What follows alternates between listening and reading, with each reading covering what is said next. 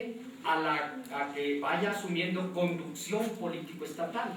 Conducción, eso es lo importante por arriba, ¿sí? Y entonces esto de que ir llevando a la gente a que vaya realizando, asumiendo conducción político-estatal, civil, social, etcétera, de la sociedad mexicana, eso es en dos sentidos: institucional estatal y civil, civil popular.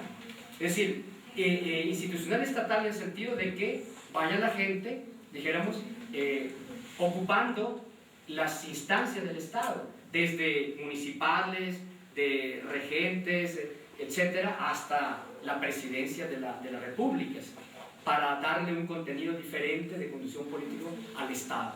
Pero también, por arriba para nosotros, quiere decir el que el pueblo, ¿sí?, vaya apoderándose, ¿sí?, de la institución electoral civil, no estatal.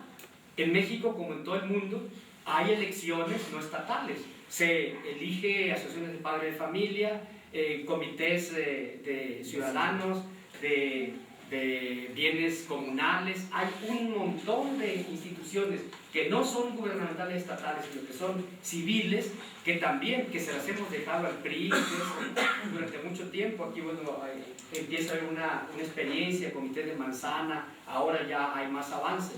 Entonces, construir institucionalidad civil popular, y la que existe, apoderarse de ella. Ese es lo que entendemos el por arriba, dijéramos. Y naturalmente le apostamos a la dirección político-estatal desde la presidencia y el gobierno de la República, en elecciones también. Pero ambas llevadas desde abajo. Es decir, para nosotros lo fundamental es la idea de hacer revolución revolucionando. Es decir, que la gente vaya haciendo su liberación en cada acción, en cada espacio, ¿sí? Entiende un poco lo que ustedes plantean como, bueno, los camaradas, como autogestión, dijéramos. Es decir, que vaya, dijéramos, estableciendo su capacidad direccional de decisiones en sus espacios concretos, que vaya promoviendo proyectos de realización de esas instituciones, proyectos de vida, etcétera, a su nivel de vivencia socioproductiva en sus espacios concretos, ¿sí? Que vaya poniendo por delante su propio programa, su proyecto, su identidad, y que construya las condiciones, ¿sí?, para hacer prevalecer esos proyectos, ¿sí?, que libremente construyen. Ese es para nosotros desde abajo, es decir, no en el sentido de seguir dando a la gente las cosas, el clientelismo, el corporativismo, romper con esa cuestión. Para nosotros el desde abajo quiere decir ir construyendo la autodeterminación social, ir haciendo que la gente vaya haciendo revolución, revolucionando su vida cotidiana, revolucionando sus condiciones chiquititas hasta las más grandes, ¿sí? Y eso es a nivel de la institucionalidad civil, ¿sí?, sindical, comunitaria, de mujeres, etcétera, hasta la institucionalidad estatal. Es muy importante que entendamos bien. Hay una institucionalidad estatal, ¿sí? El gobierno, el poder ejecutivo, el poder legislativo, judicial, etcétera, ¿sí? Esa es la institucionalidad estatal, gubernamental. Pero hay una institucionalidad también civil, ciudadana, popular, ¿sí? Es decir, cómo hay una red de organizaciones populares que han sido controladas siempre por el PRI o creadas por el PRI, porque se las hemos dejado, ¿sí?, y que se eligen, que hay elecciones, que hay campañas electorales, que presentan candidaturas, y esas se las hemos dejado. Bueno, en relación con las tareas, la tarea tercera, bueno, repito, la primera tarea táctica es, una de ellas, pues, es la articulación de todas las resistencias populares, que construyamos un torrente, un movimiento único nacional con un contenido estratégico, proletario popular, decimos. Articular la resistencia campesina, magisterial, López Obradorista, juvenil estudiantil y la obrero sindical, ¿sí?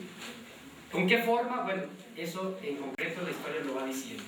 A lo mejor crear una coordinadora popular, eso es otro problema.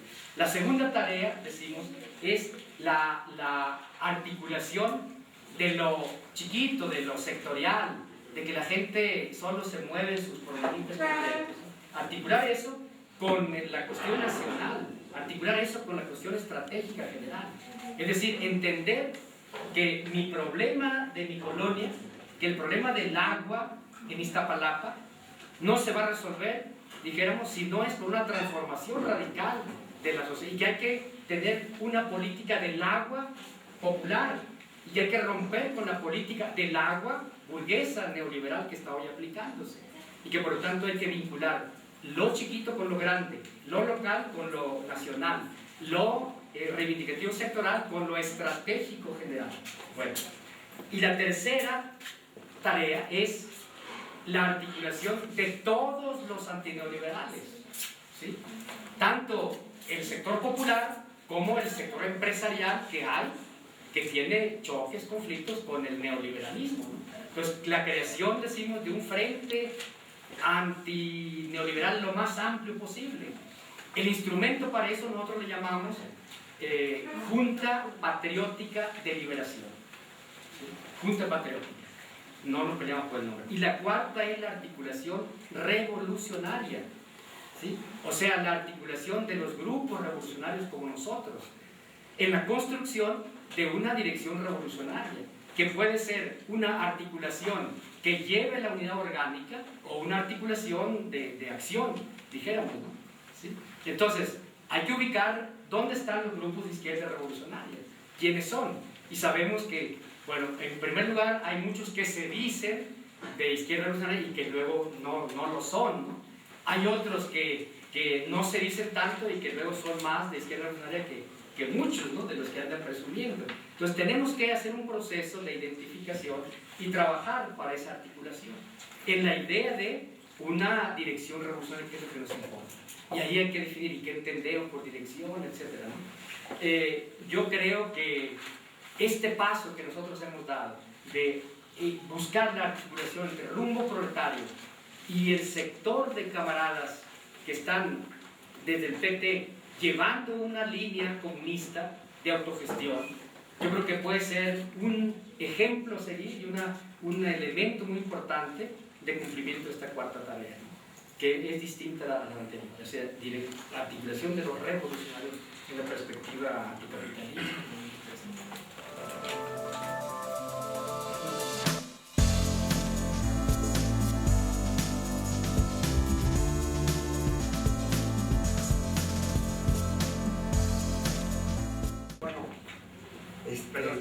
Sí, me parece que su exposición es bastante buena. Nada más que me quedan unas dudas y quisiera preguntarle. Por ejemplo, la parte que dice que debemos aglutinar al menos, bueno, estos 5 movimientos, a mí me parece que lo que debemos de definir y debemos de precisar, y creo que es un trabajo que tenemos que hacer en el futuro, es lo siguiente. Miren, por ejemplo, aquí en su propuesta nos dice que hay que aglutinar al movimiento indígena campesino, ¿no?, uno de ellos. Nada más que hay que ver la circunstancia del movimiento indígena campesino en México, porque el movimiento campesino en México está controlado caciquilmente y el Estado tiene centrales campesinas donde lo controlan, y si se da cuenta el movimiento no hace ninguna propuesta revolucionaria y es totalmente reivindicativo. Ese es por un lado. Por otro lado, el sindicato magisterial es un sindicato charro. Hay secciones democráticas, pero potencialmente es un sindicato charro, y todas las demandas que este sindicato hace son reivindicativas. O sea, dentro del régimen burgués. No se salen para nada del régimen burgués. El movimiento López Obradorista, pues aglutina un montón de sectores sociales, pero su líder no es un revolucionario socialista. Su líder es es un líder importante, pero se mueve dentro de los cauces burgueses, incita a la comunidad. Por eso estoy de acuerdo con Marcue cuando dice que nos deja colgados de la brocha, porque él no tiene o no quiere aventarse un problema de veras de cambio social, porque él se mueve dentro de los cauces burgueses, es decir, todo a favor del Estado, y dice, todo lo que esté dentro de la legalidad, ni un vidrio roto, y se mueve dentro de los cauces de un Estado burgués, y cuando está en contra una propuesta de él, el Estado burgués lo aplasta porque se mueve dentro de él. El Estado es el Estado y no va a dar un juicio en contra del propio Estado. Entonces ese movimiento, como también, pues, ¿cómo lo vamos a hacer para que sea realmente transformador de la realidad? El otro, el juvenil estudiantil, pues ese es un grupo heterogéneo, aglutina a un montonal de compañeros que tienen una ideología totalmente dispersa. Unos son revolucionarios, otros hasta apáticos, otros, etcétera, ¿no? Y se conducen, pues sus formas de pensamiento se conducen de acuerdo casi a las condiciones económicas de sus familias y de sus intereses particulares. Entonces, ¿cómo hacer para que este movimiento lo articulemos y sea efectivamente revolucionario? Y el otro, el movimiento obrero sindical. Pues en México hay estudios serios al respecto que nos dicen que este movimiento obrero sindical no es revolucionario. Se mueve dentro de los cauces de la reivindicación. Es decir, quiero becas para mis hijos en el contrato colectivo, dame una escuelita por acá para que yo pueda colocar a mis hijos dentro del mismo. El SME es un ejemplo de eso. Sus demandas son netamente reivindicativas. Y ahorita está participando en el movimiento porque perdieron todo. Pero el SME, como participante del diálogo nacional, se movía dentro de los límites reivindicativos. Nunca fue un sindicato que propusiera algo revolucionario. Es decir, vamos a cambiar este país, vamos a irnos a generar una nueva economía socialista. Jamás, jamás. Entonces, nosotros no somos rencorosos ni nada por el estilo y por eso apoyamos al SME, pero también hay que recordar que el SME nunca se planteó una propuesta revolucionaria. Jamás, jamás, nunca. Entonces, ¿cómo hacerle? Yo pregunto, ¿cómo hacerle para que todos estos movimientos que no tienen una caracterización revolucionaria, hacerlos que participen para transformar una realidad realmente revolucionaria, no dentro de los cauces del Estado burgués? Nueva manera, nueva forma de cambiar, de ejercer el cambio. Nosotros decimos, llegó la hora de cambiar la forma de cambiar. Llegó la hora de cambiar la forma de cambiar. Y sobre eso vamos a tratar de seguir de modo. Y si seguimos nosotros con la misma forma de cambiar, está seguro el fracaso. Está seguro. Estamos caminando directo otra vez y no nos quejemos, ¿no? Y no le echemos la culpa ni al López Obrador, ni a Marcelo, ni a eso. Le echemos la culpa a nosotros.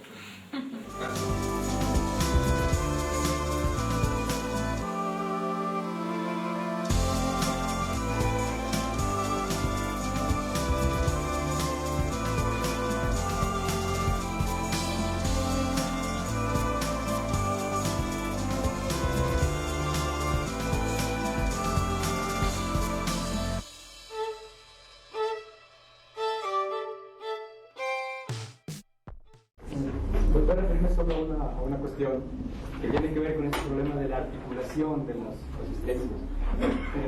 Esto está relacionado con el problema básico para nosotros de la revolución. Yo incluso propongo que nos concentremos en ese punto y que si vamos a ocupar un poquito más en este bloque, que fuera sobre ese punto, que discutiéramos de una manera más colectiva el problema es cómo vemos la cuestión de la transformación revolucionaria. Yo creo que nosotros tenemos un sistema de propuestas, un sistema. Es decir, cuando decimos una cosa, tiene que tomarse en cuenta que eso está relacionado con un conjunto de cosas que a veces no las mencionamos, pero que hay que tomarlas en cuenta, ¿sí? Y este sistema de cosas, por ejemplo, tienen que ver, primero, cómo concebimos a la revolución. Nosotros creemos, ¿sí?, primero, que la verdadera transformación no viene después de que se tome el poder político, ¿sí?, sino que la transformación a fondo está dándose cotidianamente. Es decir, que la revolución integral tiene que darse en todos los sentidos: económico, político, ético, estético, etc.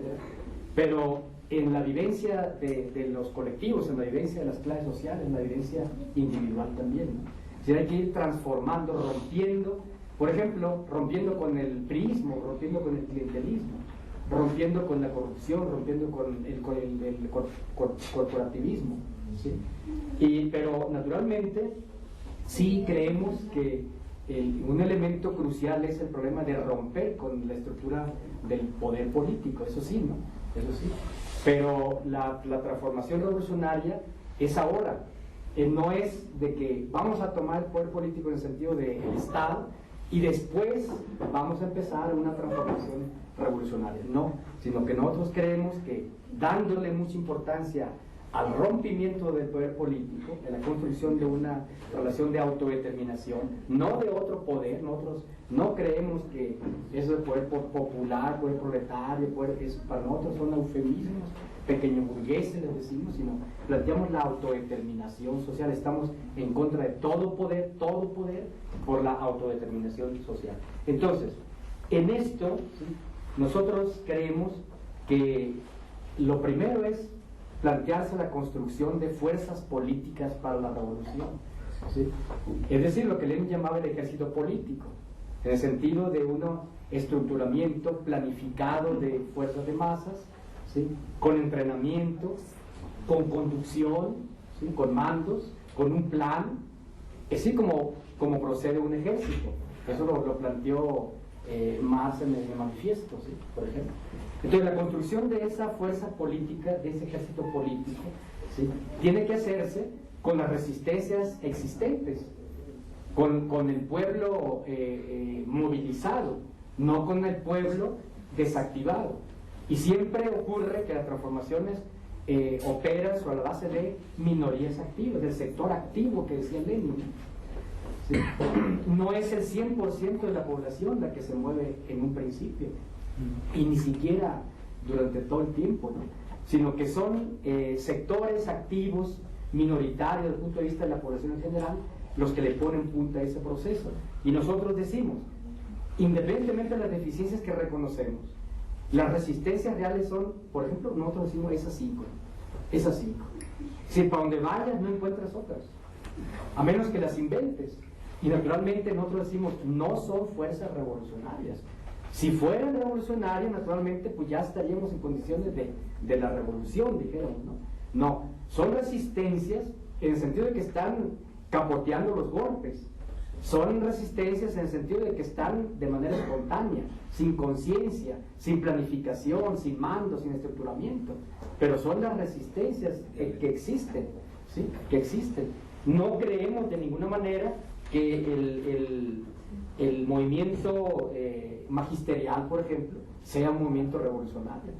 Pero naturalmente no hablamos del CENTE, del sindicato, no, hablamos de toda esa minoría magisterial que le está poniendo punta a un proceso de resistencia, enfrentándose a las políticas neoliberales dentro del CENTE y fuera del CENTE, que pueden ser menores en relación con toda la población del CENTE, ¿sí? Pero esa es una fuerza que, cuidado, ¿no?, potencialmente encierra la posibilidad de convertirse en fuerza revolucionaria. Entonces hay que trabajar con ellas, ¿no? Hay que trabajar con ellas. Igual diríamos con respecto al movimiento indígena campesino. Naturalmente no nos referimos a esas organizaciones oficiales de campesinas, ¿no? ¿Sí? Por cierto, acaban de matar al dirigente de la UOSEC, ¿no?, a Margarito Montes Parra, ¿no?, que viene del trotskismo, ¿no? Que quiere decir que hay que tener vigilante todas esas represiones que hay. Bueno, entonces, nosotros hablamos de la resistencia indígena campesina, que está por un lado con el zapatismo, pero miles, literalmente miles de núcleos en las comunidades indígenas de Oaxaca, de Chiapas, de Nayarit, etcétera, ¿no?, que están ahí peleando y que son no revolucionarias, sino potencialmente revolucionarias, y hay que entrarle a ella. Y así diría con respecto al López Obradorismo. De ninguna manera creemos que ese movimiento sea ya revolucionario, no, pero sí es precisamente la masa del pueblo minoritaria, pero activada activar, que es precisamente ahí donde el revolucionario tiene que actuar, operar, ¿no? Para hacer que esa masa espontánea, etcétera, que esté en resistencia, pase a una lucha revolucionaria. Para nosotros resistencia no es sinónimo de lucha, ¿sí? Resistencia es el defenderse, es la acción colectiva de la gente defendiéndose de los golpes que les da, sin comprender, sin conciencia, sin planificación, sin mando, sin estructuramiento. Pero es ahí la cantera de donde el revolucionario tiene que sacar el ejército político de la revolución. Bueno, entonces, ¿cómo planteamos nosotros que hay que darse esa construcción de esas fuerzas políticas revolucionarias en esas resistencias? Decimos, bueno, hay que articularlas, hay que lograr su articulación, ¿sí? Pero de ninguna manera separamos planteamiento de lograr su articulación de darles una proyección estratégica, ¿sí? Es decir, no se puede entender el articularlas, ¿sí?, sin el planteamiento de que también decimos hay que darles un sentido estratégico. No decimos hay que articularlas así como están, en su nivel atrasado, en su nivel muy jodido, dijéramos. No, sino hay que articularlas, pero con un trabajo de forja de conciencia, de construcción de un proyecto alternativo, ¿sí?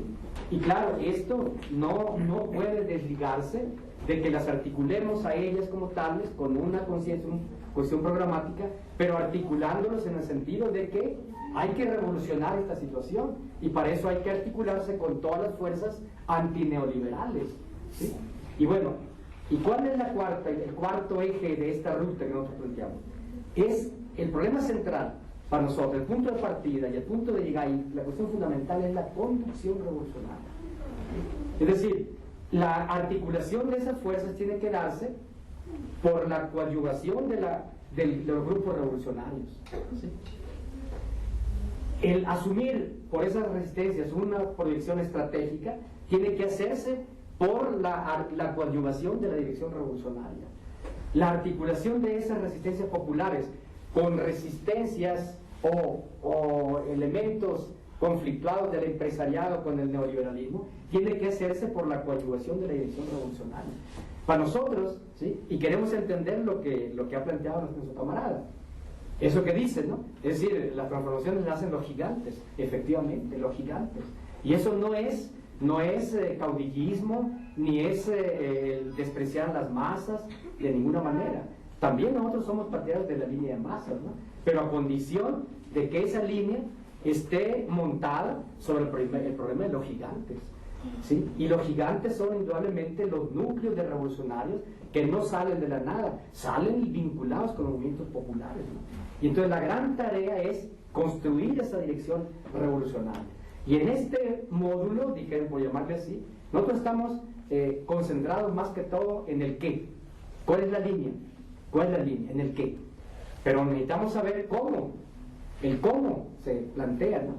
¿Sí? Y entonces ahí tenemos que ver que, si bien hablamos del qué hacer, qué línea seguir, ¿sí?, el otro problema que nos va a plantear nuestro camarada Pedro es el cómo, ¿sí? El cómo que está ligado con los contenidos fundamentales, no formas separadas así, ¿no? Porque nosotros decimos, ¿sí?, el movimiento, esas resistencias, incluyendo el lópez-obradorismo, incluyendo las resistencias del SME, está estructurada, dice Pedro, para la derrota. Y eso lo asume nuestro colectivo. Está estructurado para la derrota, ¿sí? Y el movimiento lópez-obradorista está estructurado para la derrota, ¿sí? Y el movimiento de los convencidos está estructurado para la derrota. Así, hoy tenemos eso. Y entonces, ejercer de dirección revolucionaria y construirla en ese proceso, internalizándose, envolviéndose con las resistencias realmente existentes, significa darle una perspectiva de victoria, un estructuramiento de victoria, una planificación de victoria, ¿sí?, una conducción de victoria, ¿sí? Y entonces eso es precisamente la tarea que nosotros tenemos. Eso no lo va a realizar las masas, eso no lo van a realizar ni siquiera los líderes naturales, ¿sí? Solamente tenemos que hacerlo con los líderes naturales, ¿sí? Tenemos que hacerlo con las masas, ¿sí?, pero ejerciendo ese papel de dirección revolucionaria. Si no, ¿para qué carajo estamos? ¿Sí? ¿Para qué carajo estamos? Entonces yo digo, veamos la cosa de una manera sistémica. Es decir, decimos una cosa, pero no puede entenderse sin las otras. estas otras, ¿sí?, están retroalimentando a las siguientes, ¿no? Y a veces uno no tiene tiempo de eslabonar todas las cosas, ¿no? Yo creo que deberíamos de plantearnos ese problema. Entonces, ¿cómo vemos el problema de la revolución? ¿Sí? Y creo que si vamos a ocupar más tiempo en este módulo, ¿por qué no le cascareamos a esa cuestión, ¿no?, que tiene que ver concretamente con esos problemas, ¿sí? O bien, inventémonos resistencias químicamente puras, ya revolucionarias, pero no, eso es falso, eso es falso, ¿sí? El pueblo en activo, en acción, concretamente hoy son esas resistencias, ¿sí? Y los liderazgos que el pueblo ha creado son esos liderazgos, a lo mejor con mucho caudillismo. Andrés Manuel, su comandante Marcos, los dirigentes de movimientos campesinos, indígenas, los líderes de la CENTE, todo eso, ¿no? Pero son los líderes naturales realmente existentes. O si no, inventemos otros líderes, ¿sí?, químicamente puros, pero ¿dónde? Vayamos a Marte entonces. Pero aquí esos son los liderazgos, ¿sí? Y nosotros decimos, entendiendo las limitaciones, por ejemplo, del compañero López Obrador, entendiendo, ¿sí?, él es un producto, como dice el camarada, un producto de las luchas populares, ¿sí?, y naturalmente está llamado a jugar un papel dentro de una lucha democrática, reformadora, liberal, ¿sí?, y dentro de la condicionalidad y las contradicciones actuales, dentro de una revolución democrática, que también hay que ver que es la que está planteada ahora, ¿no?, ¿sí?, es la que está planteada. Entonces es un liderazgo pertinente para esa liquidación de contradicción principal con el imperialismo, etcétera, ¿no?, de revolución democrática. Pero no le pidamos a López Obrador cosas que nos competen a nosotros, ¿no? Ni le critiquemos cosas que no hacen. ¿Por qué va a hacer López Obrador lo que nos compete a nosotros? ¿Por qué va a plantear una lucha anticapitalista López Obrador si no es anticapitalista? Él es reformador democrático, ¿sí? Y si él es consecuente en su planteamiento reformador democrático liberal, bienvenido sea, ¿sí? Pero no le pidamos, ¿sí?, no le pidamos peras al olmo, sino asumamos las tareas que a nosotros nos competen, porque nosotros podemos tranquilamente decir, López Obrador no llamó en el 2006 a tales cosas. ¿Y dónde estamos nosotros? Pues no iba a llamar. ¿Dónde estamos nosotros? ¿Por qué nosotros no llamamos a lo que debió haber llamado, a lo que decimos que debió haber llamado López Obrador? ¿Por qué nosotros no hicimos lo que le pedimos a López Obrador? Entonces la responsabilidad no es de López Obrador. López Obrador hizo lo que históricamente le compete como dirigente de un sector de clase, con una postura ideológica, demócrata, reformador, liberal. Si quieren ustedes hasta burguesa, si quieren, ¿sí? Entonces, no le pidamos a líderes de otra clase, de otra ideología, de otro proyecto político, lo que nos compete a nosotros. Y asumamos autocríticamente que lo que pasó en el 88, lo que pasó en el 2006 y lo que seguramente va a ocurrir en el 2012, de seguir las cosas como están, es culpa nuestra, no es de López Obrador. Es culpa nuestra, no es del nivel de los movimientos indígenas, es culpa nuestra. Y si nosotros no sabemos construir esa nueva manera, nueva forma de cambiar, de ejercer el cambio.